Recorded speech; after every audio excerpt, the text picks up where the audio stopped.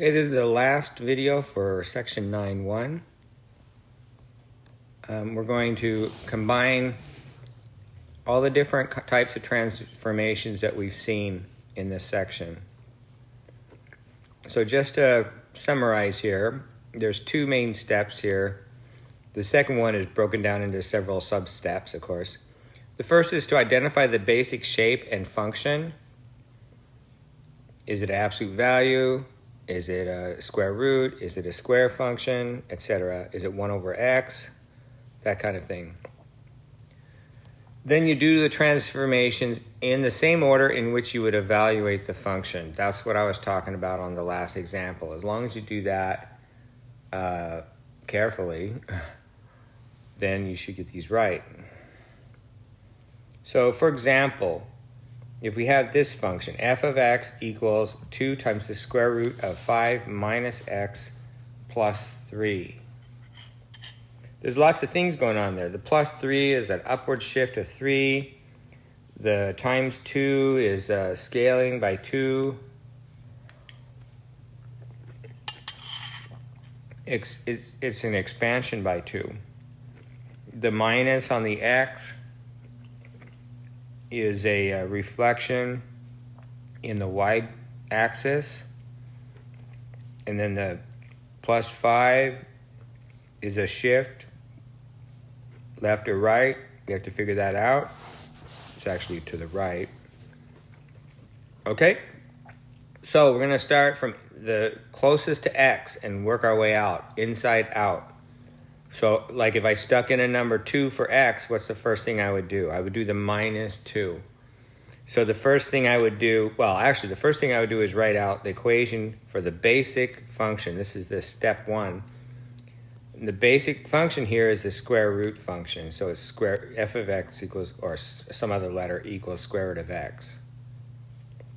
So I just, instead of calling these different letters, I just started with f naught, f sub 0. Initial f is square root of x. That's the basic function. And then I'll use f sub 1, f sub 2, f sub 3 for each transformation as we go, doing building up to this main f, the green f that we have. So that's the graph of f of x. It's actually pretty accurate. Surprisingly for me, I'm a terrible drawer. Okay, and now what are we going to do next? Well, you look at the function, you say, okay, if I were evaluating that, sticking the number in for x, what would be the first thing I would do? You would take the opposite of that number.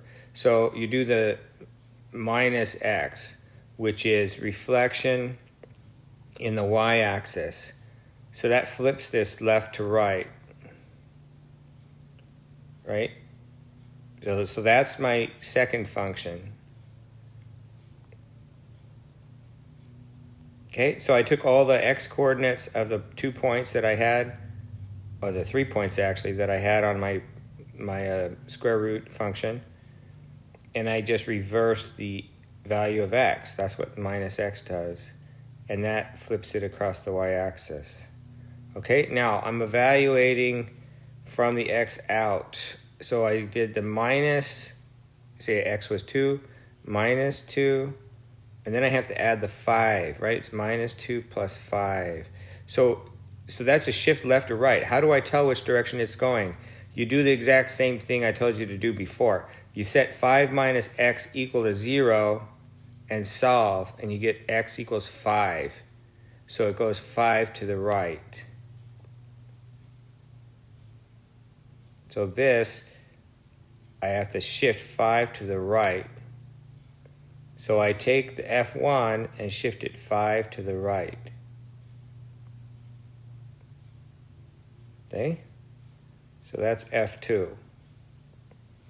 Now, what would I do next? I'm plugging in a number for x in the original here. I did the minus, I added the 5. Well, the square root's next, but remember the square root is just the shape, which we already kind of use. It's just the shape. So we go to the next thing, which is multiply by 2. So we're going to expand this by a factor of 2. So that means this point will be twice as high. This point is at height 2. I'll just move it up to height 4. This point is at height 1. I'll move it up to height 2. This is at height 0. 0 times 2 is 0, so that just stays where it is. Okay, and that'll be my next function. 2, 5 minus x.